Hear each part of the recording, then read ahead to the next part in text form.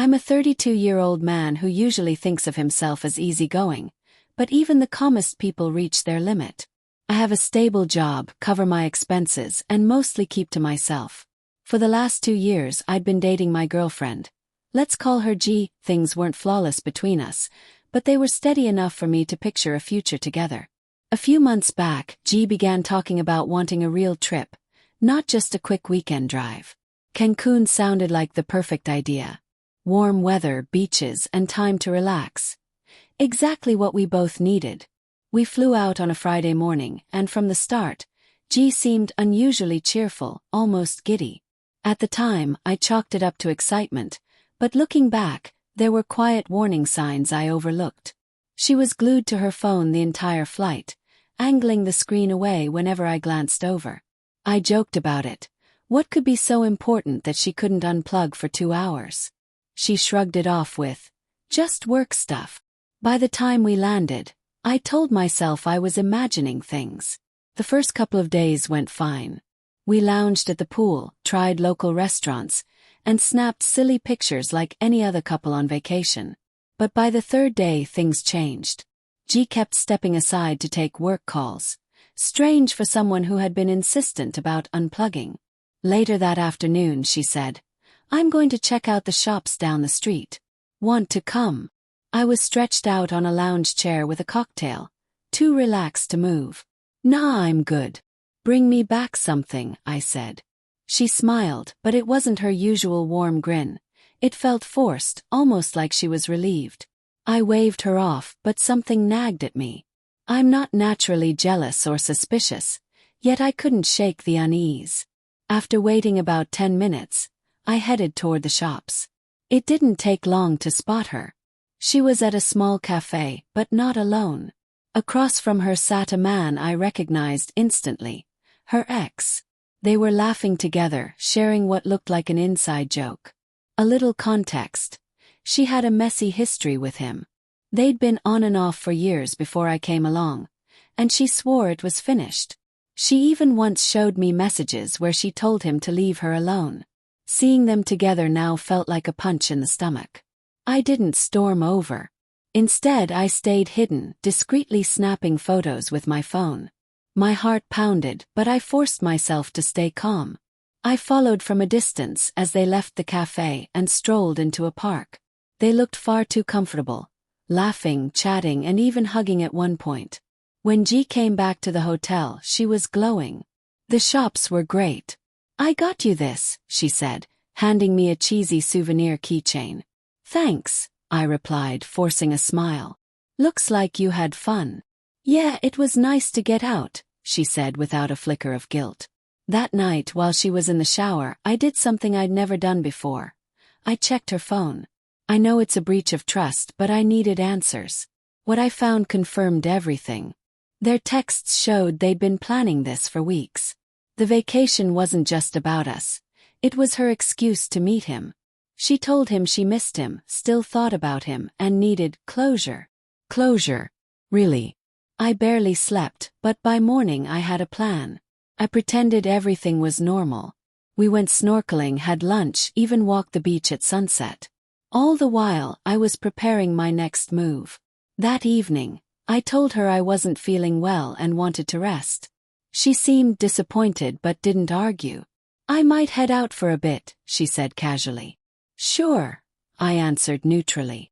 As soon as she left, I packed my things, called the airline, and booked the earliest flight home. I canceled our room at the front desk, saying there was an emergency. By the time she got back around midnight, I was gone. I left her a note. "Gee, I know about your little reunion with his name. Hope it was worth it. The room is canceled, and I'm already flying home. Good luck sorting it out." Was it cold? Maybe. But she earned it. As the plane lifted, I leaned back, feeling a storm of anger, sadness, and relief. Sometimes the hardest choice is walking away, but I knew it was the right one. Looking back over 2 years, I realized the signs had always been there. The secretive messages, the flimsy excuses, the way she dismissed her past with him. I had ignored it, wanting to believe in her, in us.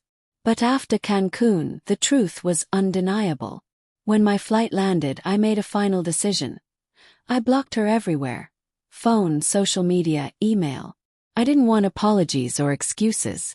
She had revealed who she really was, and I wasn't giving her another chance to hurt me. A few days later, the fallout began.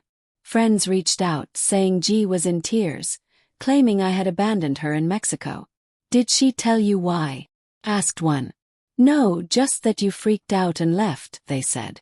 I sighed. She was already twisting the story. Without hesitation, I shared the screenshots and photos, the texts, the cafe pictures, the proof. That shut down any defense they had for her. The backlash for G came fast. She paid a fortune for a last-minute flight home. Her ex ghosted her the second he learned what happened. And as the truth spread among our circle, people began cutting ties. Everyone saw she wasn't a victim. She had created her own downfall. As for me, I felt lighter than I had in years.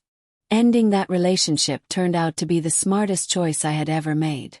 It was as if a heavy weight had been lifted from my shoulders. If there's one lesson I carried from it all, it's this: always trust your instincts and never allow someone to walk all over you. But G was not the type to quietly fade away. About a week after I returned home, an email appeared in my inbox from a name I didn't recognize. It didn't take long to realize it was her.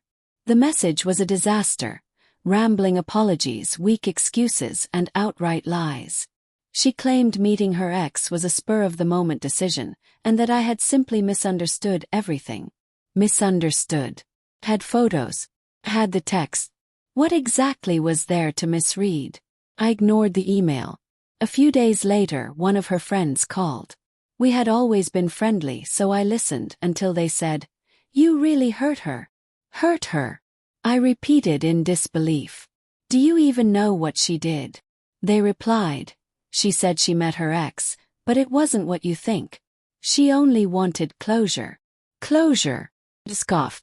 Because sneaking around, laughing, and hugging him screams honesty, right? I forwarded the friend the same screenshots I'd shared with others. That ended the conversation instantly. I thought that would close the chapter, but G wasn't finished. She began spinning a new narrative, casting herself as the victim. According to her, I was controlling, paranoid, and had ruined our vacation with my jealous outburst. She even accused me of stealing her belongings when I left, which was laughable since I barely managed to grab my own. Her lies soon spilled onto social media, where she painted me as unstable and abusive. First, I brushed it off. The accusations were ridiculous, not worth my energy. But then she crossed a line I couldn't ignore. One morning, I woke to a text from my boss asking me to call right away. Confused, I dialed. "We got an email," he said carefully. "Someone's claiming you've been acting erratically and might be a danger to the team." My stomach dropped. He continued. "It included screenshots of texts where you supposedly admitted to being unstable." The shock hit me like a punch. None of it was true. G had fabricated fake screenshots to make it look like I was ranting and making threats. The forgeries were sloppy, full of typos and strange formatting, but still disturbing. Luckily, my boss and HR dismissed it as a hoax, but the damage was done. My reputation had taken a hit, and I knew exactly who was behind it. That was the final straw. If G wanted a fight, she had chosen the wrong opponent. I contacted a lawyer, laying out everything. Her lies, the falsified texts, and her attempt to jeopardize my career. The lawyer suggested serving her with a cease and desist letter, which I immediately did through a process server. The letter was blunt and firm. Stop the harassment, or I would pursue defamation charges. Her reaction was predictable. She texted me from a new number, typing in all caps about how I was overreacting and ruining her life. "You're doing that yourself," I replied before blocking her once again. Then I got tactical.